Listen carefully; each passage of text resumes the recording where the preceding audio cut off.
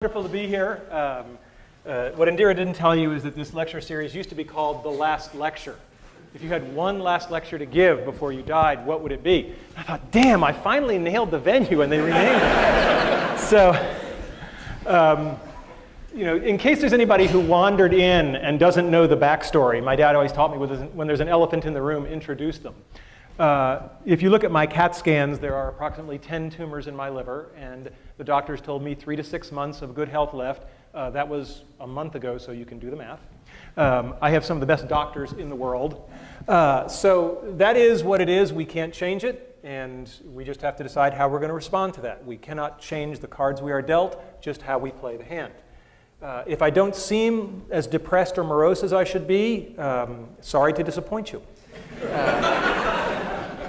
And I assure you, I am not in denial. It's not like I'm not aware of what's going on. My family, my 3 kids, my wife, we just decamped. We bought a lovely house in Chesapeake, Virginia, near Norfolk, and we're doing that because that's a better place for the family to be down the road.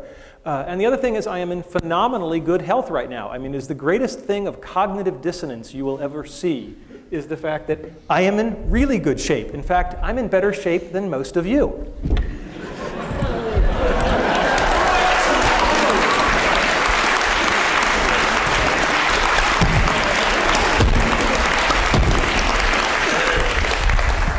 So anybody who wants to cry or pity me can come down and do a few of those, and then you may pity me. All right, so what we're not talking about today, we're not talking about cancer, because I spent a lot of time talking about that, and I'm really not interested. If you have any herbal supplements or remedies, please stay away from me. And we're not going to talk about things that are even more important than achieving your childhood dreams. We're not going to talk about my wife, we're not talking about my kids, because I'm good, but I'm not good enough to talk about that without tearing up. So we're just going to take that off the table. That's much more important. And we're not going to talk about spirituality and religion, although I will tell you that I have experienced a deathbed conversion. I just bought a Macintosh.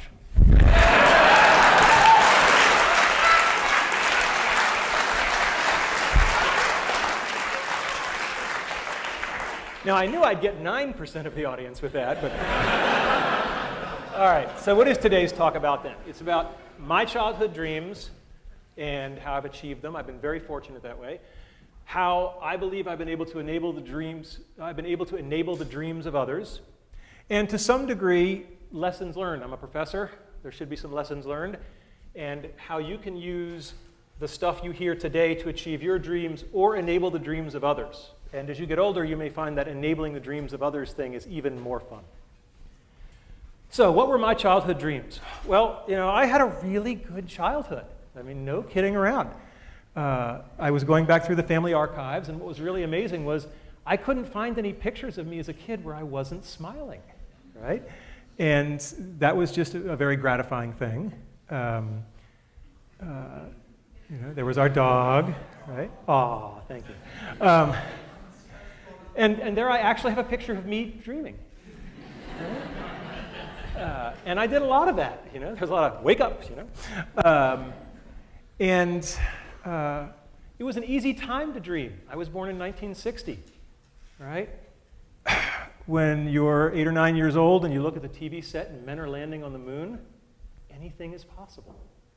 And that's something we should not lose sight of, is that the inspiration and the permission to dream is huge. So what were my childhood dreams? You may not agree with this list, but I was there. Being in zero gravity, playing in the National Football League, authoring an article in the World Book Encyclopedia. I guess you can tell the nerds early. Being Captain Kirk. Anybody here have that childhood dream? Not at CMU, no. I wanted to become one of the guys who won the big stuffed animals in the amusement park, and I wanted to be an Imagineer with Disney, right? These are not sorted in any particular order, although I think they do get harder, except for maybe the first one. Okay, so being in zero gravity. Now, it's important to have specific dreams. I did not dream of being an astronaut, because when I was a little kid, I wore glasses, and they told me, oh, astronauts can't have glasses. And I was like, I didn't really want the whole astronaut gig. I just wanted the floating. So, and as a child, prototype 0.0. But that didn't work so well, And it turns out that NASA has something called the Vomit Comet, that they use to train the astronauts. And this thing does parabolic arcs, and at the top of each arc you get about 25 seconds where you're ballistic, and you get about a rough equivalent of weightlessness for about 25 seconds. And there is a program where college students can submit proposals, and if they win the competition, they get to fly. And I thought that was really cool, and we had a team, and we put a team together, and they won, and they got to fly. And I was all excited because I was going to go with them. And then I hit the first brick wall, because they made it very clear that under no circumstances were faculty members allowed to fly with the teams. I know, I was heartbroken, right. I was like, but I worked so hard. And so I read the literature very carefully, and it turns out that NASA, it's part of their outreach and publicity program, and it turns out that these students were allowed to bring a local media journalist from their hometown.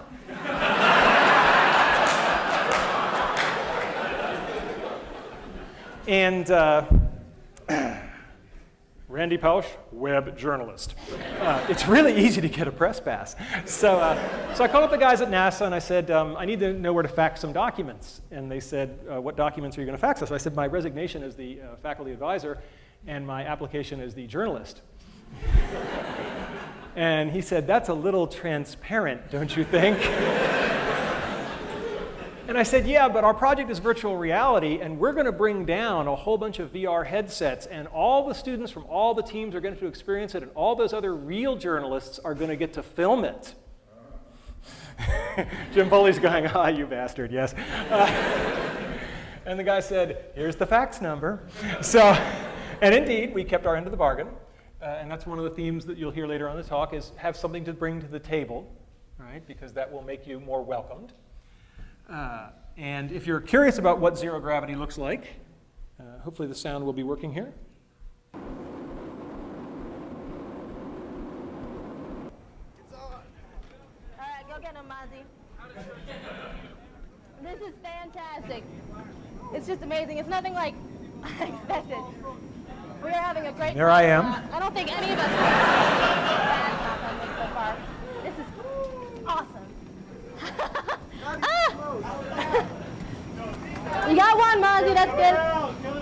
Got a ball for you, Mons. You do pay the piper at the bottom. So, childhood dream number one? Check. All right, let's talk about football. My dream was to play in the National Football League. And most of you don't know that I actually no. No, I did not make it to the National Football League. But I probably got more from that dream and not accomplishing it than I got from any of the ones that I did accomplish. I had a coach. I signed up when I was 9 years old. I was the smallest kid in the league by far. And I had a coach, Jim Graham, who was 6'4". He had played linebacker at Penn State. He was just this hulk of a guy, and he was old school. Okay, I mean really old school. Like he thought the forward pass was a trick play. And he showed up for practice the first day, and this big hulking guy. We were all scared to death of him, and he hadn't brought any footballs.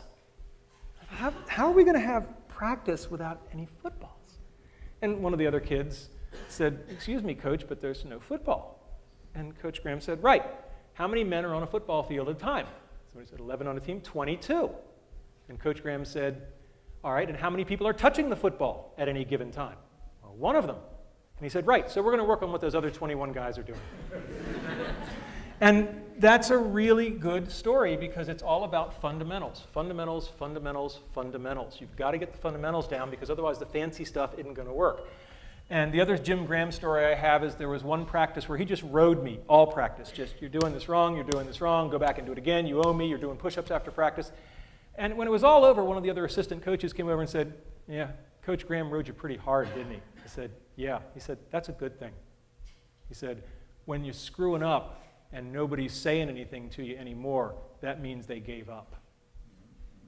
And that's a lesson that stuck with me my whole life, is that when you see yourself doing something badly and nobody's bothering to tell you anymore, that's a very bad place to be. Your critics are your ones telling you they still love you and care. After Coach Graham, I had another coach, Coach Setliff, and he taught me a lot about the power of enthusiasm. He did this one thing where only for one play at a time, he would put people in at like the most horrifically wrong position for them. Like all the short guys would become receivers, right? It was just laughable. But we only went in for one play, right? And boy, the other team just never knew what hit them. Because when you're only doing it for one play and you're just not where you're supposed to be, and freedom's just another word for nothing left to lose, boy, are you going to clean somebody's clock for that one play.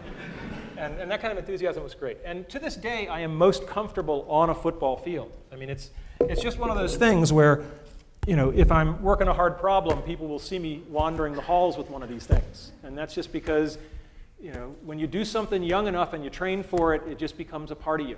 And I'm very glad that football was a part of my life. And if I didn't get the dream of playing in the NFL, that's okay. I probably got stuff more valuable. Because looking at what's going on in the NFL, I'm not sure those guys are doing so great right now. Okay? And so one of the expressions I learned in electronic arts, which I love, which pertains to this, is experience is what you get when you didn't get what you wanted. And I think that's absolutely lovely. And the other thing about football is we send our kids out to play football or soccer or swimming or whatever it is. And it's the first example of what I'm going to call a head fake or indirect learning. We actually don't want our kids to learn football. I mean, yeah, it's really nice that I have a wonderful three-point stance and that I know how to do a chop block and all this kind of stuff. But we send our kids out to learn much more important things: teamwork, sportsmanship, perseverance, et cetera, et cetera. And these kinds of head fake learnings are absolutely important. And you should keep your eye out for them because they're everywhere. All right, a simple one, being an author in the World Book Encyclopedia. When I was a kid, we had the World Book Encyclopedia on the shelf. For the freshmen, this is paper. We used to have these things called books. And after I had become somewhat of an authority on virtual reality, but not like a really important one, so I was at the level of people the World Book would badger, they called me up and I wrote an article, and this is Caitlin Kelleher. And there's an article, if you go to your local library, where they still have copies of the World Book. Look under V for virtual reality, and there it is. And all I have to say is that having been selected to be an author in the World Book Encyclopedia, I now believe that Wikipedia is a perfectly fine source for your information because I know what the quality control is for real encyclopedias. They let me in. All right, next one.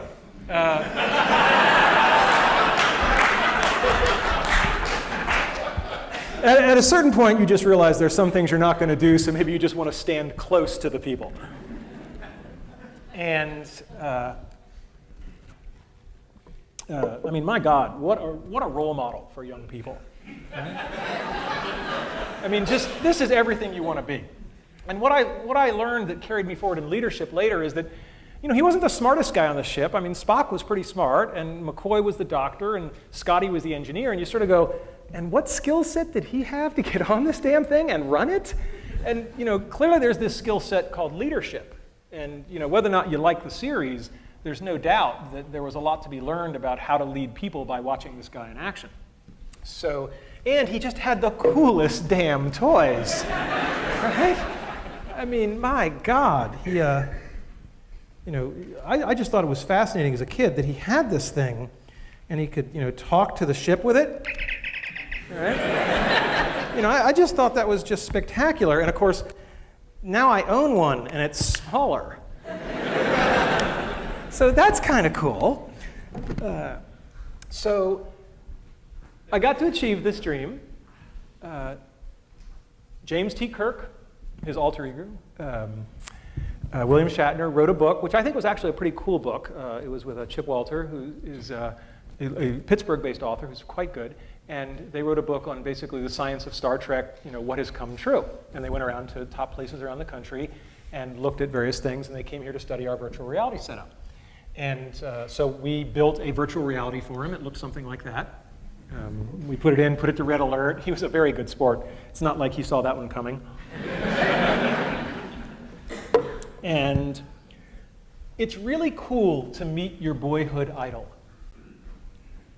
But it's even cooler when he comes to you to see what cool stuff you're doing in your lab. And that was just a great moment. All right, winning stuffed animals. This may seem mundane to you, but when you're a little kid and you see the big buff guys walking around in an amusement park and they got all these big stuffed animals, right? And this is my lovely wife. And I have a lot of pictures of stuffed animals I've won. That's my dad posing with one that I won. I've won a lot of these animals. There's my dad. He did win that one, to his credit.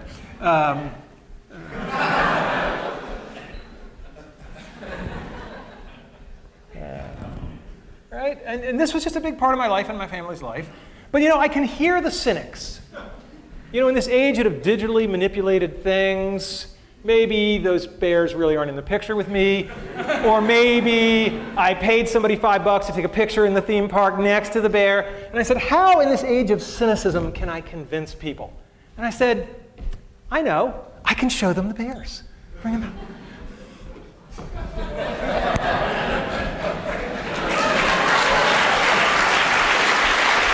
We just put them right there.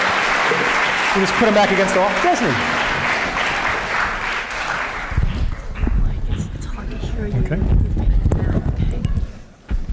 Thanks, honey. So here's some bears.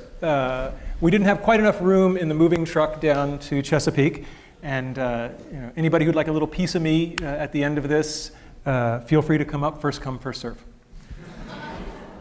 All right, my next one, being an Imagineer. This was the hard one.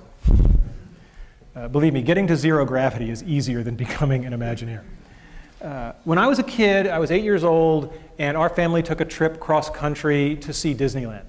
And if you've ever seen the movie National Lampoon's Vacation, it was a lot like that.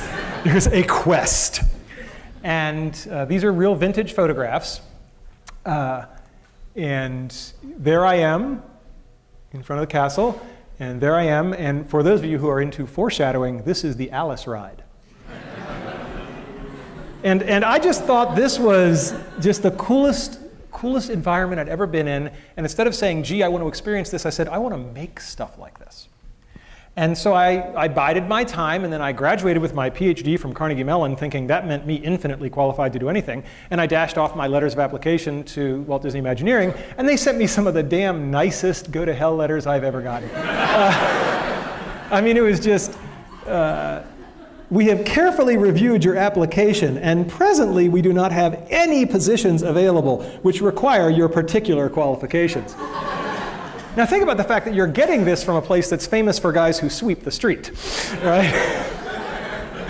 So that was a bit of a setback. But remember, the brick walls are there for a reason, right? The brick walls are not there to keep us out. The brick walls are there to give us a chance to show how badly we want something. Because the brick walls are there to stop the people who don't want it badly enough. They're there to stop the other people. All right, fast forward to 1991. We did a system back at the University of Virginia called Virtual Reality on $5 a day. Just one of those unbelievable, spectacular things. I was so scared back in those days as a junior academic. Jim Foley's here, and I just love to tell this story. He knew my undergraduate advisor, Andy Van Dam, and I'm at my first conference, and I'm just scared to death. And this icon in the user interface community walks up to me and just out of nowhere just gives me this huge bear hug, and he says, that was from Andy. And that was when I thought, okay, maybe I can make it, all right? Maybe I do belong. And a similar story is that this was just this unbelievable hit because at the time everybody needed $500,000 to do virtual reality, and everybody felt frustrated. And we literally hacked together a system for about $5,000 in parts and made a working VR system. And people were just like, oh my God, this like the Hewlett-Packard Garage thing, this is so awesome.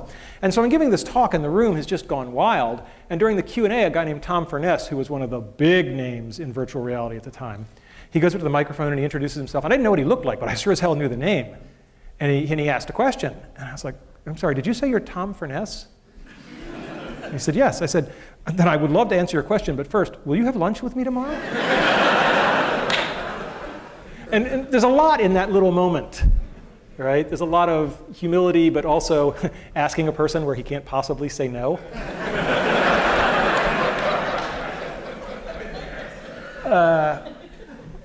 And so Imagineering, a couple of years later, was working on a virtual reality project. This was top secret. They were denying the existence of a virtual reality attraction after the time that the publicity department was running the TV commercials. Okay, so Imagineering really had nailed this one tight. And it was the Aladdin attraction where you would fly a magic carpet. And the head-mounted display, sometimes known as Gator Vision. And so I had an in. As soon as the project had just, they started running the TV commercials. And I had been asked to brief the Secretary of Defense on the state of virtual reality. Okay, Fred Brooks and I had been asked to brief the Secretary of Defense. And that gave me an excuse. So I called them up, I called up Imagineering, and I said, look, I'm briefing the Secretary of Defense. I'd like some materials on what you have, because it's one of the best VR systems in the world. And they kind of pushed back, and I said, look, is all this patriotism stuff in the parks a farce? And they're like, okay. They said, but the PR department doesn't, this is so new, the PR department doesn't have any footage for you, so I'm going to have to connect you straight through to the team who did the work. Jackpot. Right? So I find myself on the phone with a guy named John Snoddy, who is one of the most impressive guys I have ever met. And he was the guy running this team, and it's not surprising they had done impressive things. And so he sent me some stuff. We talked briefly, he sent me some stuff, and I said, hey, I'm going to be out in the area for a conference shortly. Would you like to get together and have lunch? Translation, I'm going to lie to you and say that I have an excuse to be in the area so I don't look too anxious. But I would go to Neptune to have lunch with you. And so John said, sure. And I spent something like 80 hours talking with all the VR experts in the world, saying, if you had access to this one unbelievable project, what would you ask? And then I compiled all of that, and I had to memorize it, which anybody who knows me knows that I have no memory at all, because I couldn't go in looking like a dweeb with, hi, question 72, right? So I went in, and this was like a 2-hour lunch, and John must have thought he was talking to, some phenomenal person, because all I was doing was channeling Fred Brooks and Ivan Sutherland and Andy Van Damme and people like that, and Henry Fuchs. So it's pretty easy to be smart when you're parroting smart people. And at the end of the lunch with John, I sort of, as we say in the business, made the ask. And I said, I have a sabbatical coming up. And he said, what's that? The beginnings of the culture clash. And so I talked to him about the possibility of coming there and working with him. And he said, well, that's really good, except, you're in the business of telling people stuff, and we're in the business of keeping secrets. Right? And then what made John Snoddy was he said, but we'll work it out. Right? Which I really loved. The other thing that I learned from John Snoddy, I could do easily an hour-long talk just on what have I learned from John Snoddy. One of the things he told me was that wait long enough and people will surprise and impress you. He said, when you're pissed off at somebody and you're angry at them, you just haven't given them enough time. Just give them a little more time, and they'll almost always impress you. And that really stuck with me. I think he's absolutely right on that one. To make a long story short, we negotiated a legal contract. It was going to be the first, some people referred to it as the first and last paper ever published by Imagineering. But the deal was I go, I provide my own funding, I go for 6 months, I work with a project, we publish a paper. And then we meet our villain. I can't be all sweetness and light because I have no credibility. Somebody's head's going to go on a stick. Turns out that the person who gets his head on the stick is a dean back at the University of Virginia. His name is not important. Let's call him Dean Wormer.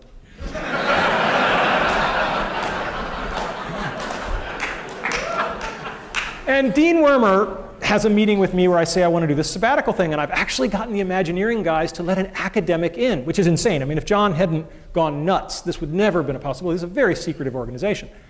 And Dean Wormer looks at the paperwork and he says, well, it says they're going to own your intellectual property. And I said, yeah, we got the agreement to publish the paper. There is no other IP. I don't do patentable stuff. And he says, yeah, but you might. So deal's off, and just get him to change that little clause there, and then come back to me. I'm like, excuse me? And then I said to him, I want you to understand how important this is. If we can't work this out, I'm going to take an unpaid leave of absence, and I'm just going to go there, and I'm going to do this thing. And he said, hey, I might not even let you do that. I mean, you got the IP in your head already, and maybe they're going to suck it out of you, so that's not going to fly either.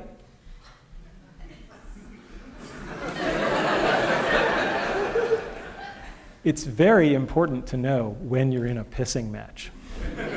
And it's very important to get out of it as quickly as possible. So I said to him, well, let's back off on this. Do we think this is a good idea at all? He said, I have no idea if this is a good idea. I was like, okay, well, we've got common ground there. Then I said, well, is this really your call? Isn't this the call of the Dean of Sponsored Research, if it's an IP issue? And he said, yeah, that's true. I said, so if he's happy, you're happy? Yeah, then I'd be fine. Like Wile E. Coyote, a little. And I find myself in Gene Block's office, who's the most fantastic man in the world. And I start talking to Gene Block, and I say, let's start at the high level, since I don't want to have to back out again. So let's start at the high level. Do you think this is a good idea? He said, well, if you're asking me if it's a good idea, I don't have very much information. All I know is that one of my star faculty members is in my office, and he's really excited, so tell me more. Here's a lesson for everybody in administration. They both said the same thing. But think about how they said it, right? I don't know. Well, I don't have much information, but one of my star faculty members is here, and he's all excited, so I want to learn more. They're both ways of saying I don't know, but boy, there's a good way and a bad way. So anyway, we got it all worked out. I went to Imagineering, sweetness and light, and all's well that ends well. Some brick walls are made of flesh. So I worked on the Aladdin project. It was absolutely spectacular. I mean, just unbelievable. Here's my nephew Christopher. This was the apparatus. You would sit on this sort of motorcycle type thing, and you would steer your magic carpet, and you would put on the head-mounted display. The head-mounted display was very interesting. It had two parts, and it was a very, very clever design. To get throughput through, the only part that touched the guest's head was this little cap, and everything else clicked onto it, all the expensive hardware. So you could replicate the caps, because they were basically free to manufacture. And this is what I really did, as I was a cap cleaner during this sabbatical. I loved Imagineering. It was just a spectacular place. Just spectacular. Everything that I had dreamed. I love the model shop. People crawling around on things the size of this room that are just big physical models. It was just an incredible place to walk around and be inspired. I'm always reminded of when I went there and people said, do you think the expectations are too high? And I said, you ever see the movie Charlie and the Chocolate Factory, Willy Wonka and the Chocolate Factory, where Gene Wilder says to the little boy Charlie, he's about to give him the chocolate factory, he says, well, Charlie, did anybody ever tell you the story of the little boy who suddenly got everything he ever wanted? Charlie's eyes get like saucers, and he says, no, what happened to him? Gene Wilder says, he lived happily ever after. Okay, so working on the Aladdin VR, I described it as a once in every 5 years opportunity, and I stand by that assessment. It forever changed me. It wasn't just that it was good work and I got to be a part of it, but it got me into the place of working with real people and real HCI, user interface issues. Most HCI people live in this fantasy world of white-collar laborers with PhDs and master's degrees, and until you got ice cream spilled on you, you're not doing field work, right? And more than anything else, from John Snoddy, I learned how to put artists and engineers together, and that's been the real legacy. We published a paper, just a nice academic cultural scandal. When we wrote the paper, the guys at Imagineering said, well, let's do a nice big picture, like you would in a magazine. And the SIGGRAPH committee, which accepted the paper, it was like this big scandal. Are they allowed to do that? There was no rule. So we published the paper, and amazingly, since then, there's a tradition of SIGGRAPH papers having color figures on the first page. So I've changed the world in a small way. And then at the end of my 6 months, they came to me and they said, you want to do it for real? You can stay.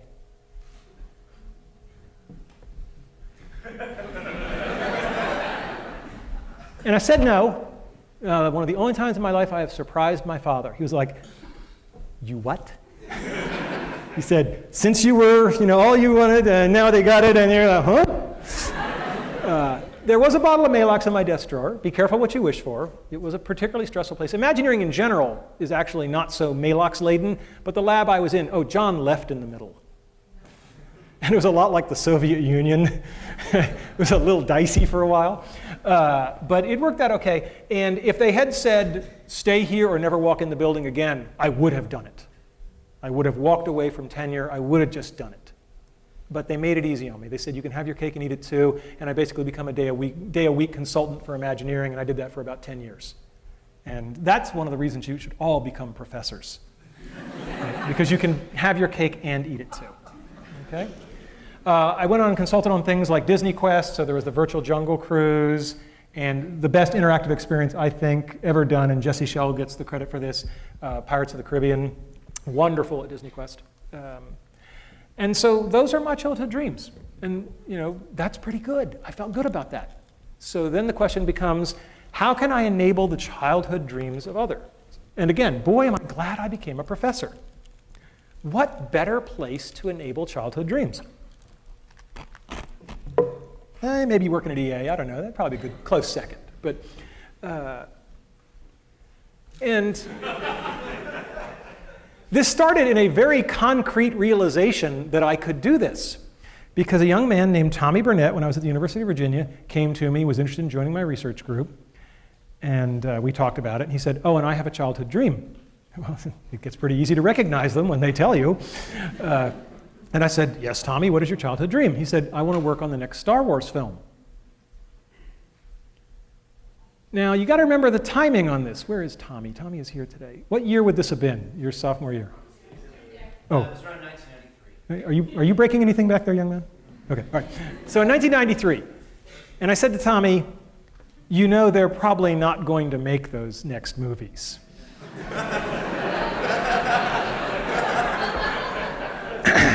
And he said, no, they are.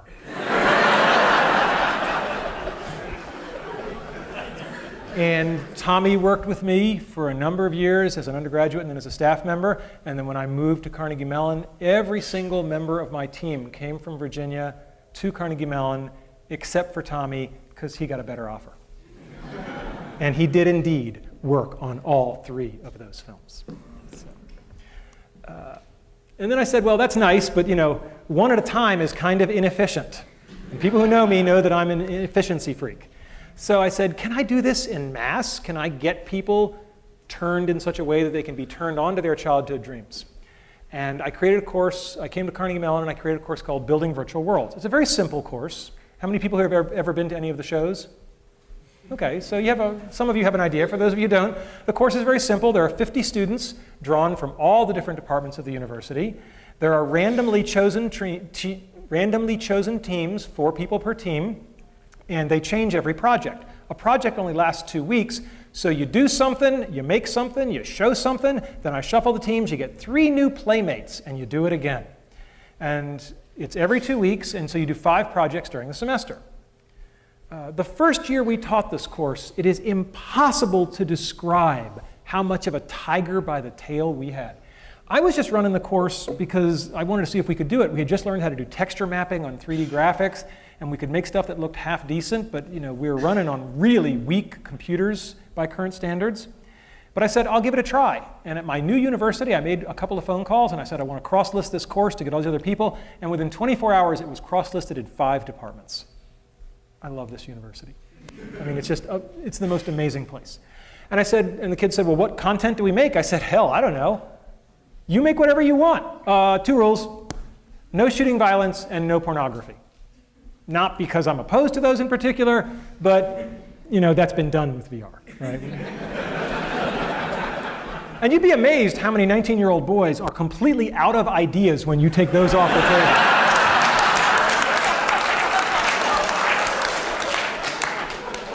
Anyway, so I taught the course. The first assignment, I gave it to them. They came back in 2 weeks, and they just blew me away. I mean, the work was so beyond, literally, my imagination. Because I'd copied the process from Imagineering's VR lab, but I had no idea what they could or couldn't do with it as undergraduates and how, because their tools were weaker. And they came back in the first assignment, and they did something that was so spectacular that I literally did 10 years as a professor, and I had no idea what to do next. So I called up my mentor. I called up Andy Van Dam. And I said, Andy, I just gave a 2-week assignment, and they came back and did stuff that if I'd given them a whole semester, I would have given them all A's. Sensei, what do I do?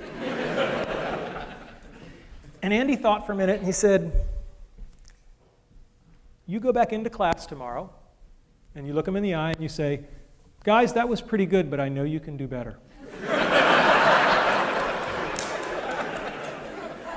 And that was exactly the right advice, because what he said was, you obviously don't know where the bar should be, and you're only going to do them a disservice by putting it anywhere. And boy, was that good advice, because they just kept going. And during that semester, it became this underground thing. I'd walk into a class with 50 students in it, and there were 95 people in the room. Because it was the day we were showing work, and people's roommates and friends and parents. I'd never had parents come to class before. It was flattering and somewhat scary.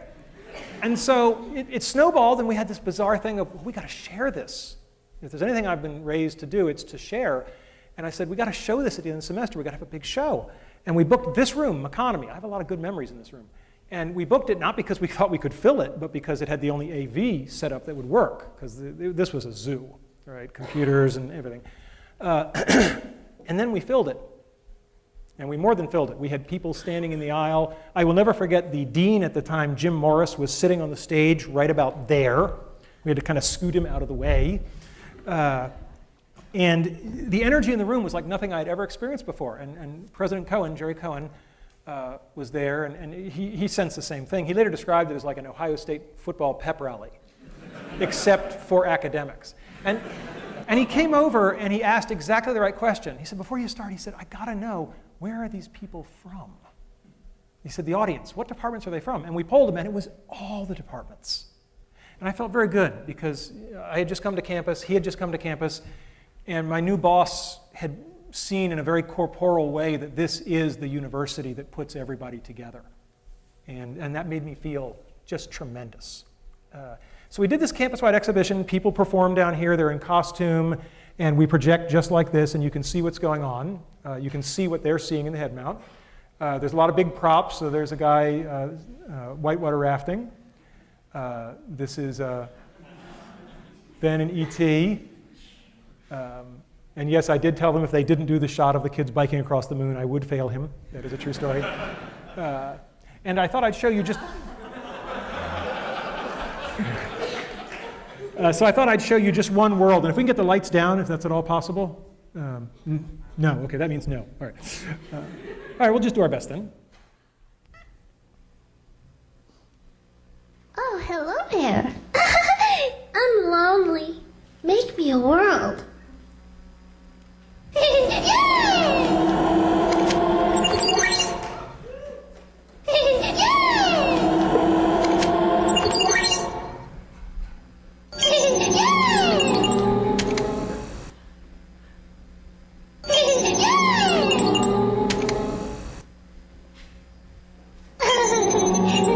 me some trees.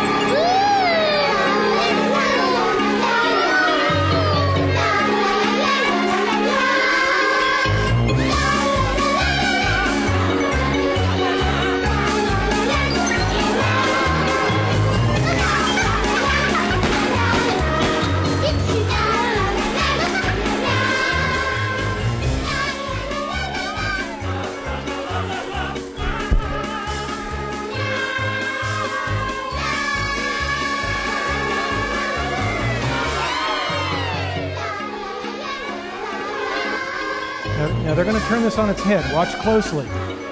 The world doesn't want to go on to the next thing in the show. So she's ready to move on, and it's not.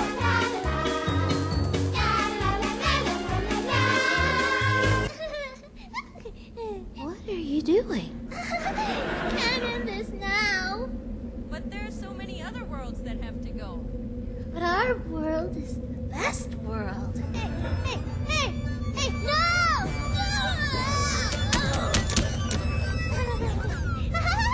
Here I am! We're gonna shut you down.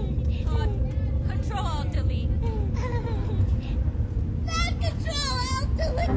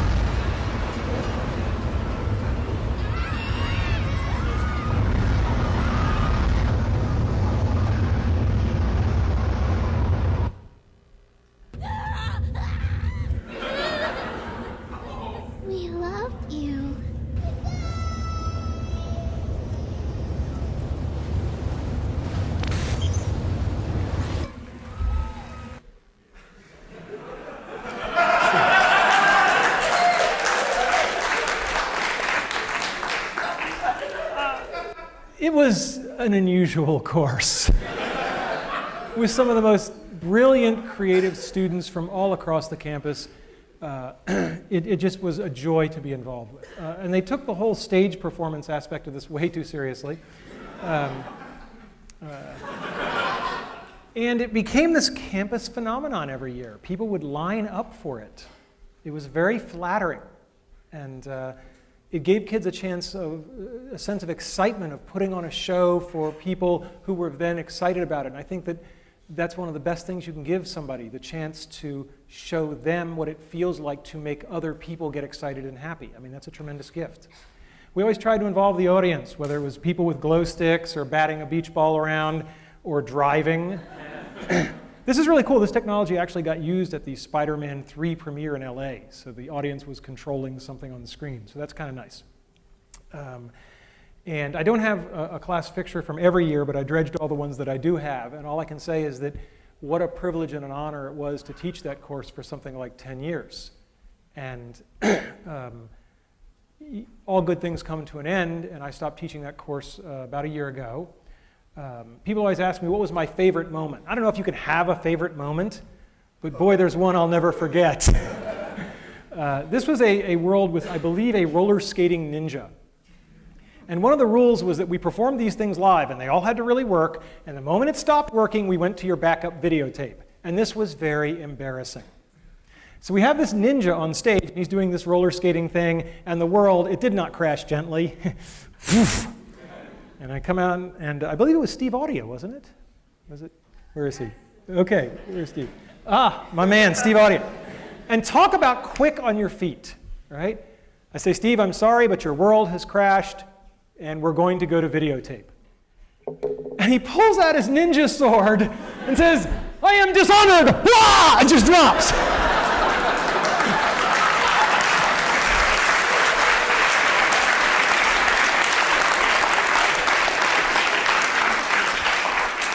And so I think it's very telling that my favorite moment in 10 years of this high technology course was a brilliant ad lib. And then when the videotape is done and the lights come up, he's lying there lifeless and his teammates drag him off. It was really a fantastic moment.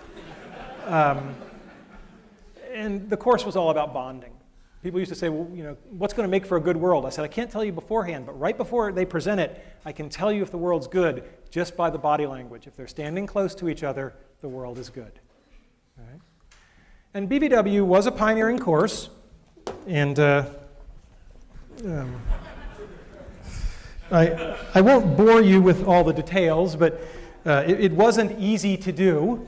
And I was given this when I stepped down from the ETC, and I think it's emblematic. If you're going to do anything that's pioneering, you will get those arrows in the back, and you just have to put up with it. I mean, everything that could go wrong did go wrong, but at the end of the day, a whole lot of people had a whole lot of fun. When you've had something for 10 years that you hold so precious, it's the toughest thing in the world to hand it over. And the only advice I can give you is find somebody better than you to hand it to. And that's what I did. There was this kid at the VR studio way back when. And you didn't have to spend very long in Jesse Schell's orbit to go, the force is strong in this one. And one of my two greatest accomplishments, I think, for Carnegie Mellon were that I got Jessica Hodgins and Jesse Schell to come here and join our faculty. And I was thrilled when I could hand this over to Jesse. And to no one's surprise, he has really taken it up to the next notch. And you know, the course is in more than good hands, it's in better hands. But it was just one course. And then we really took it up a notch. And we created what I would call the Dream Fulfillment Factory. Don Marinelli and I got together, and with the university's blessing and encouragement, we made this thing out of whole cloth that was absolutely insane, should never have been tried. All the sane universities didn't go near this kind of stuff, creating a tremendous opportunistic void. So the Entertainment Technology Center was all about artists and technologists working in small teams to make things. It was a 2-year professional master's degree. And Don and I were two kindred spirits. We're very different. Anybody who knows us knows that we're very different people. And we like to do things in a new way. And the truth of the matter is that we're both a little uncomfortable in academia. I used to say that I'm uncomfortable as an academic because I come from a long line of people who actually worked for a living. So,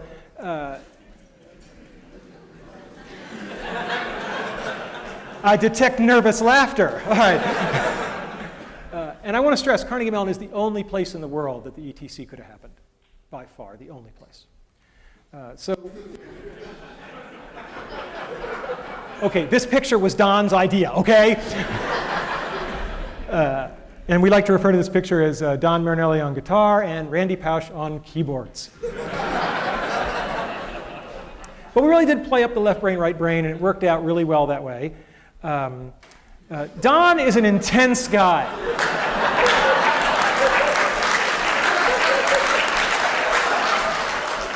And Don and I shared an office. And at first it was a small office. We shared an office for 6 years. Right? Now, those of you who know Don know he's an intense guy. Right? And given my current condition, somebody was asking me, this is a terrible joke, but I'm going to use it anyway. Because I know Don will forgive me. Somebody said, given your current condition, have you thought about whether you're going to go to heaven or hell? And I said, I don't know, but if I'm going to hell, I'm due 6 years for time served. But I kid. Sharing an office with Don was really like sharing an office with a tornado, right? There was just so much energy, and you never knew which trailer was next, right? But you knew something exciting was going to happen.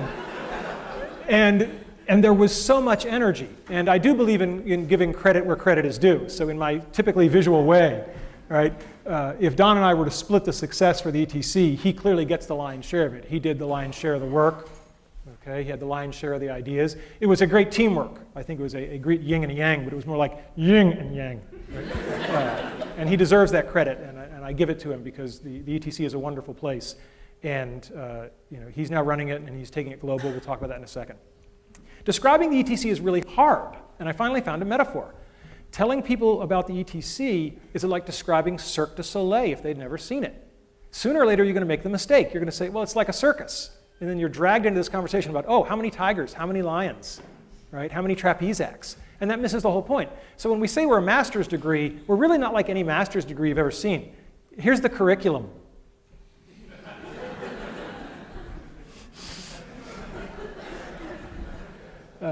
The curriculum ended up looking like this. All I want to do is visually communicate to you that you do 5 projects in building virtual worlds, then you do 3 more. All of your time is spent in small teams making stuff. None of that book learning thing. Don and I had no patience for the book learning thing. It's a master's degree. They already spent 4 years doing book learning. Right? By now, they should have read all the books. The keys to success were that Carnegie Mellon gave us the reins. Completely gave us the reins. We had no deans to report to. We reported directly to the provost, which is great because the provost is way too busy to watch you carefully. We were given explicit license to break the mold. It was all project-based. It was intense. It was fun. And we took field trips. Every spring semester in January, we'd take all 50 students in the first-year class, and we'd take them out to shots at Pixar. We'd take them to Pixar, Industrial Light and Magic. And, of course, when you got guys like Tommy there acting as host, right, it's pretty easy to get entree to these places. So we did things very, very differently. The kind of project students would do, we did a lot of what we'd call edutainment. We developed a bunch of things with the Fire Department of New York, a network simulator for training firefighters, using video game-ish type technology to teach people useful things. That's not bad. Companies did this strange thing. They put in writing, we promise to hire your students. I've got the EA and Activision ones here. I think there are now, how many? 5? I was going to say, Drew knows, I bet. So there are 5 written agreements. I don't know of any other school that has this kind of written agreement with any company. And so that's a real statement. And these are multiple-year things. So they're agreeing to hire people for summer internships that we have not admitted yet. That's a pretty strong statement about the quality of the program. And Don, as I said, he's crazy. And I mean that in a wonderful, complimentary way. He's doing these things where I'm like, oh my God. He's not here tonight because he's in Singapore, because there's going to be an ETC campus in Singapore. There's already one in Australia, and there's going to be one in Korea. So this is becoming a global phenomenon. So I think this really speaks volumes about all the other universities. It's really true that Carnegie Mellon is the only university that can do this. We just have to do it all over the world now. One of the big success about the ETC is teaching people about focus. Oh, now I hear the nervous laughter from the students. I had forgotten the delayed shock therapy effect of these bar charts. When you're taking Building Virtual Worlds, every 2 weeks we get peer feedback. We put that all into a big spreadsheet, and at the end of the semester, you've had 3 teammates per project, 5 projects, that's 15 data points, that's statistically valid. And you get a bar chart telling you on a ranking of how easy you are to work with where you stack up against your peers. Boy, that's hard feedback to ignore. Some still managed, but but for the most part, people looked at that and went, wow, I gotta pick it up a notch. I better start thinking about what I'm saying to people in these meetings. And that is the best gift an educator can give, is to get somebody to become self-reflective. So the ETC was wonderful, but even the ETC, and even as Don scales it around the globe, it's still very labor intensive. You know, it's not Tommy 1 at a time, it's not a research group 10 at a time, it's 50 or 100 at a time per campus times 4 campuses. But I wanted something infinitely scalable, right? Scalable to the point where millions or tens of millions of people could chase their dreams with something. And, you know, I guess that kind of a goal really does make me the Mad Hatter. So Alice is a project that we've worked on for a long, long time. It's a novel way to teach computer programming. Kids make movies and games. The head fake. Again, we're back to the head fakes. Best way to teach somebody something is to have them think they're learning something else. All right? I've done it my whole career. And the head fake here is that they're learning to program, but they just think they're making movies and video games. This thing has already been downloaded well over 1 million times. There are 8 textbooks that have been written about it. 10% of US colleges are using it now. And it's not the good stuff yet. The good stuff is coming in the next version. Okay? I, like Moses, get to see the promised land, but I won't get to set foot in it. And that's okay, because I can see it. And the vision is clear. Millions of kids having fun while learning something hard. That's pretty cool. I can deal with that as a legacy. The next version is going to come out in 2008. It's going to be teaching the Java language if you want them to know they're learning Java. Otherwise, they'll just think that they're writing movie scripts. We're getting the characters from the best-selling PC game in history, The Sims. And this is all already working in the lab. So there's no real technological risk. I don't have time to thank and mention everybody in the Alice team, but I just want to say that Dennis Cosgrove is going to be building this, has been building this. He is the designer. It's his baby. And for those of you who are wondering, well, you know, in some number of months, who should I be emailing about the Alice project? Where's Wanda Dan? Oh, there you are. Stand up. Let them all see you. Everybody say, hi, Wanda. Hi, Wanda. Send her the email. And I'll talk a little bit more about Caitlin Kelleher, but she's graduated with her PhD and is at Washington University, and she's going to be taking this up a notch and going to middle schools with it. So grand vision, and you know, to the extent that you can live on in something, I will live on in Alice. All right, so now the third part of the talk, lessons learned. You know, we've talked about my dreams, we've talked about helping other people enable their dreams. Somewhere along the way, there's got to be some aspect of what lets you get to achieve your dreams. First one is the role of parents, mentors, and students. I was blessed to have been born to 2 incredible people. This is my mother on her 70th birthday.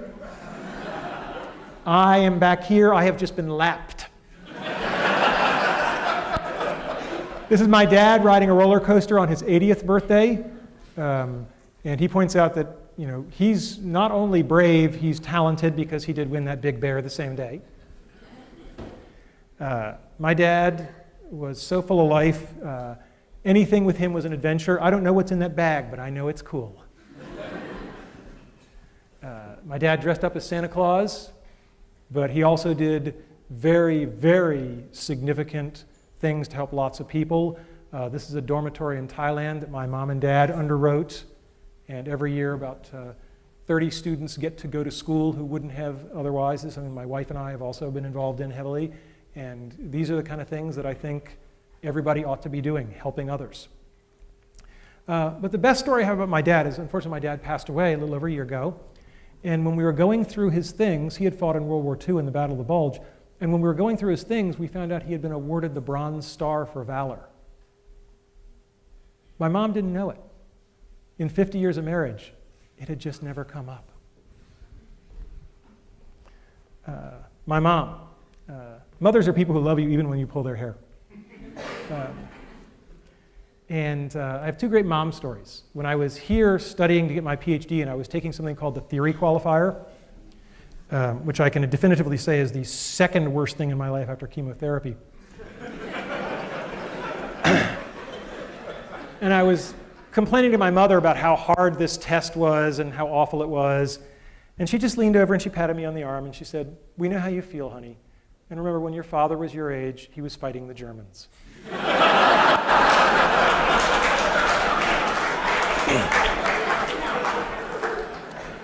After I got my PhD, my mother took great relish in introducing me as, "This is my son. He's a doctor, but not the kind who helps people."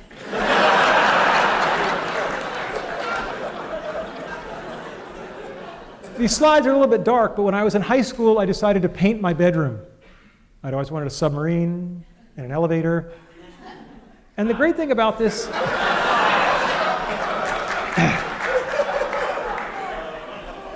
What can I say? And the great thing about this is they let me do it. And they didn't get upset about it, and it's still there. If you go to my parents' house, it's still there. And anybody who is out there who is a parent, if your kids want to paint their bedroom, as a favor to me, let them do it. Okay, it'll be okay. Don't worry about resale value on the house. Other people who help us besides our parents, our teachers, our mentors, our friends, our colleagues. God, what is there to say about Andy Van Dam? When I was a freshman at Brown, he was on leave. And all I heard about was this Andy Van Dam. He was like a mythical creature, like a centaur, but like a really pissed off centaur. And everybody was like really sad that he was gone, but kind of more relaxed. And I found out why, because I started working for Andy. I was a teaching assistant for him as a sophomore, and I was quite an arrogant young man. And I came into some office hours, and of course it was 9 o'clock at night, and Andy was there at office hours, which is your first clue as to what kind of professor he was. And I come bounding in, and I'm going to save the world. There are all these kids waiting for help. Da-da-da-da-da-da.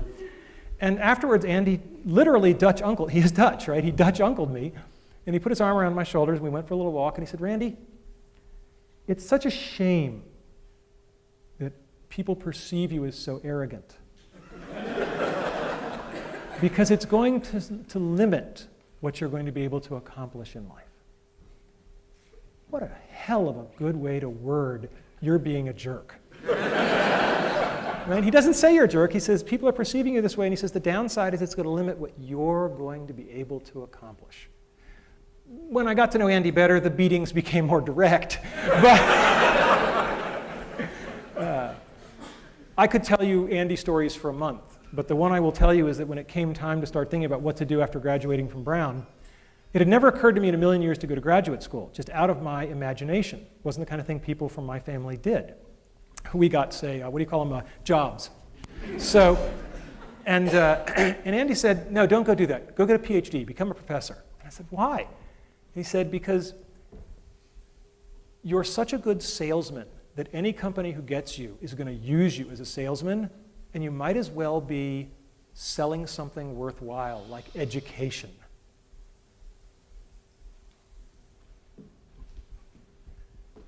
Thanks. Andy was my first boss, so to speak. I was lucky enough to have a lot of bosses. That red circle was way off. Al's over here. I don't know what the hell happened there. He's probably watching this on the webcast going, "My God, he's targeting, and he still can't aim." All right. I don't want to say much about the great bosses I've had, except that they were great. And I know a lot of people in the world have had bad bosses, and I haven't had to endure that experience, and I'm very grateful to all of the people that I ever had to report to. They've just been incredible. But it's not just our bosses. We learn from our students. I think the best head fake of all time comes from Dr. Caitlin Keller, who just finished up here and is starting at Washington University. And she looked at Alice when it was an easier way to learn to program, and she said, "Yeah, but why is that fun?" I was like, "Well, because I'm a compulsive male, like to make the little toy soldiers move around by my command." and that's fun. She was like, and she was the one who said, no, we'll just approach it all as a storytelling activity. And she's done wonderful work showing that, particularly with middle school girls, if you present it as a storytelling activity, they're perfectly willing to learn how to write computer software. So, all-time best head fake award goes to Caitlin Kelleher's dissertation. President Cohen, when I told him I was going to do this talk, he said, please tell them about having fun, because that's what I remember you for. And I said, I can do that, but it's kind of like a fish talking about the importance of water. I mean, I don't know how to not have fun, right? I'm dying and I'm having fun. And I'm going to keep having fun every day I have left, because there's no other way to play it, right? So my next piece of advice is, you just have to decide if you're a Tigger or you're an Eeyore. I think I'm clear where I stand on the great Tigger-Eeyore debate. Never lose the childlike wonder. It's just too important. It's what drives us. Help others. Denny Prophet knows more about helping other people. He's forgotten more than I'll ever know. He's taught me by example how to run a group, how to care about people. M.K. Haley, I have a theory that people who come from large families are better people because they've just had to learn how to get along. M.K. Haley comes from a family with 20 kids. Yeah, unbelievable. And she always says it's kind of fun to do the impossible.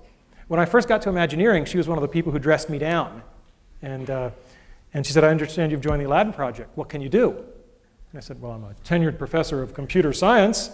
And she said, well, that's very nice, Professor Boy, but that's not what I asked. I said, what can you do?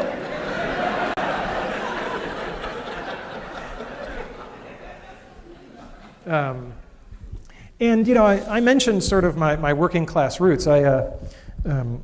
We keep what is valuable to us, what we cherish, and I've kept my Letterman's jacket all these years.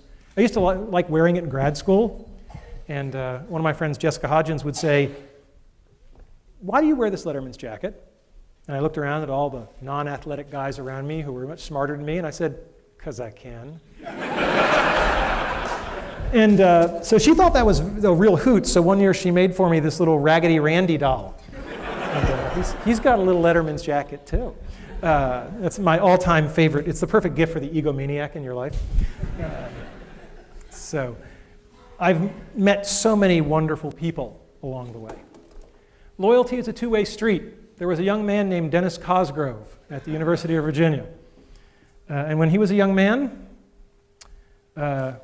let's just say things happened. And I found myself talking to a dean.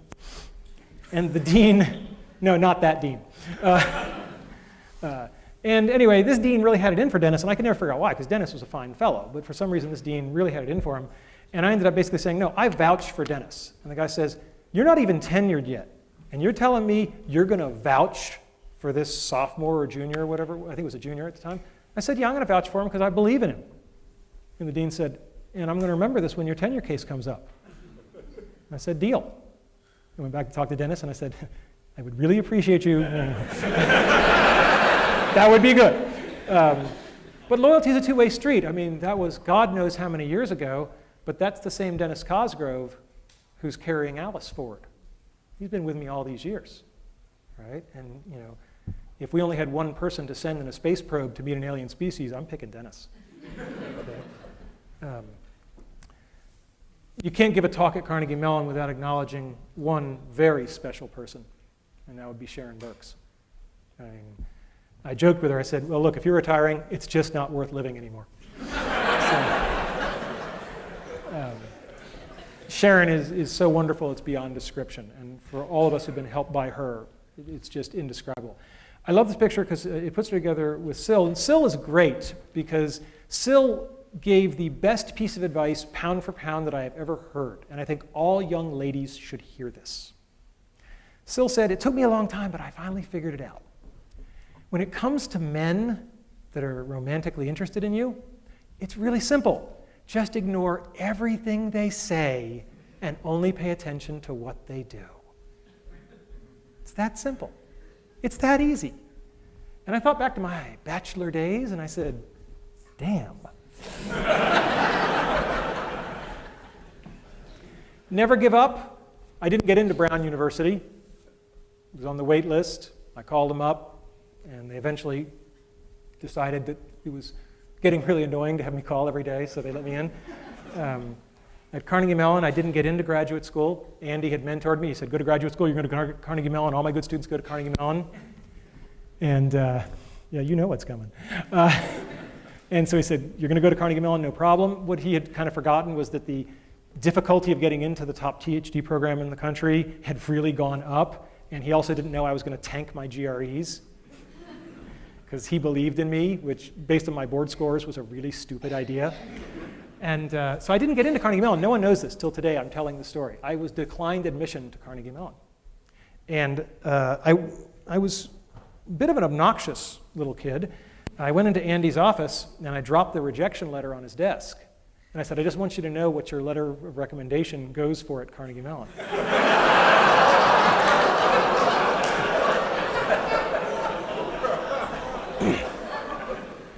And before the letter had hit his desk, his hand was on the phone, and he said, I will fix this. And I said, no, I don't want to do it that way. That's not the way I was raised. You know, maybe some other graduate schools will see fit to admit me.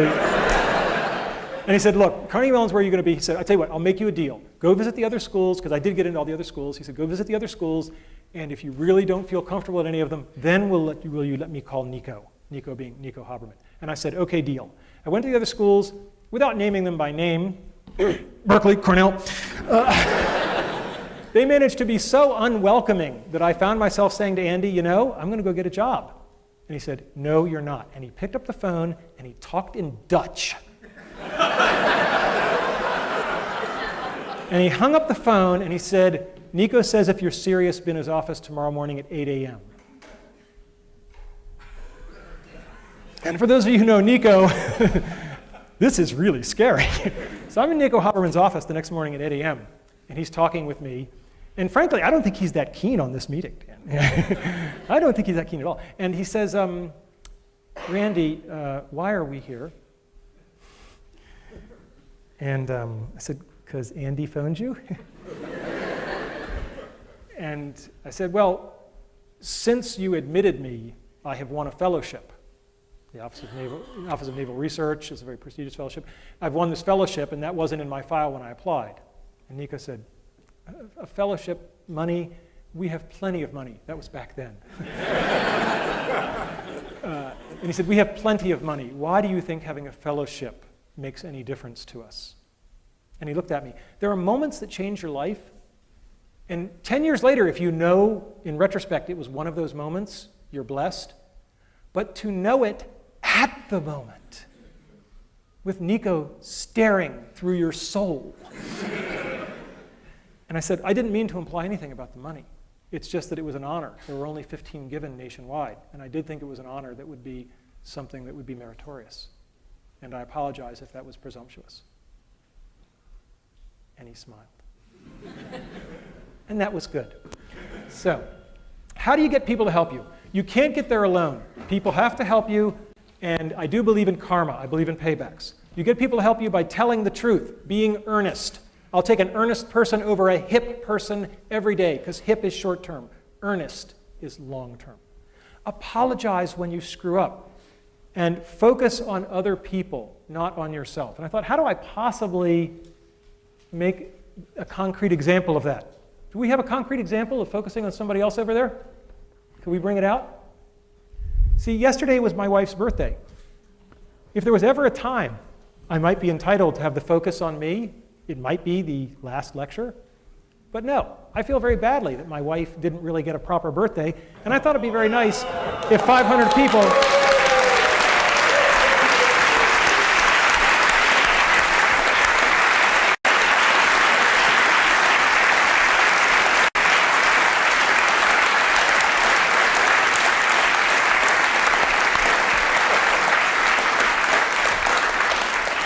Happy birthday to you. Her name is Jay. Happy birthday to you. Happy birthday, dear Jay. Happy birthday to you.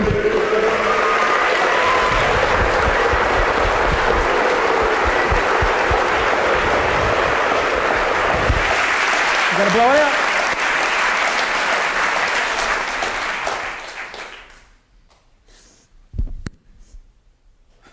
All right.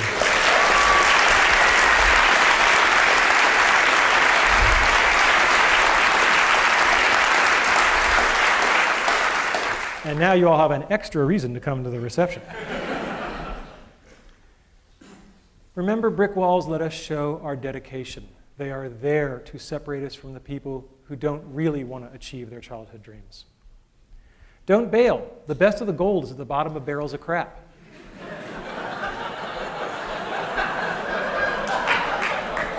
What Steve didn't tell you was the big sabbatical at EA. I'd been there for 48 hours, and they loved the ETC. We were the best. We were the favorites. And then somebody else pulled me aside and said, oh, by the way, we're about to give $8 million to USC to build a program just like yours. We're hoping you can help them get it off the ground.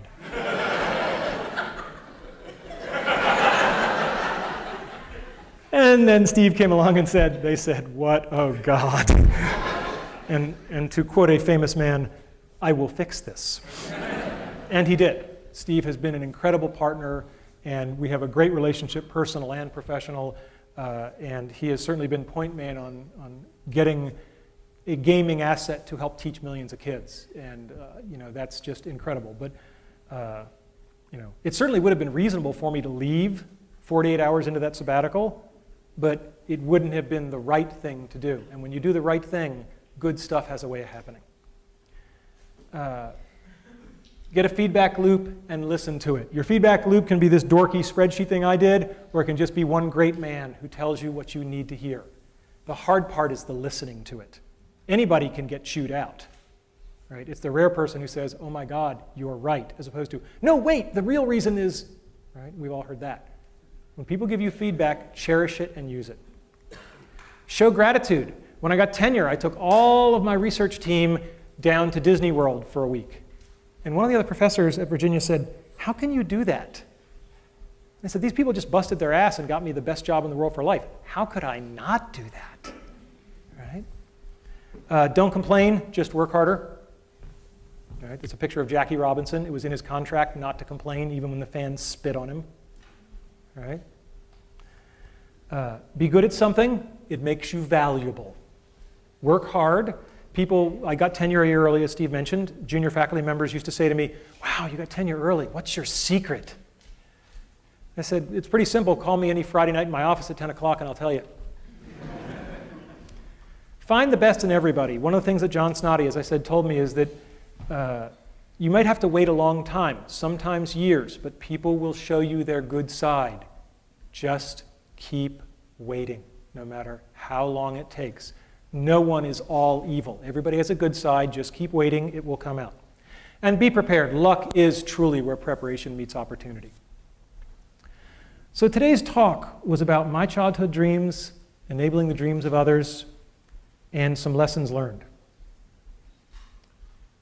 But did you figure out the head fake? It's not about how to achieve your dreams. It's about how to lead your life. If you lead your life the right way, the karma will take care of itself. The dreams will come to you. Have you figured out the second head fake? Talk's not for you. It's for my kids. Thank you all. Good night.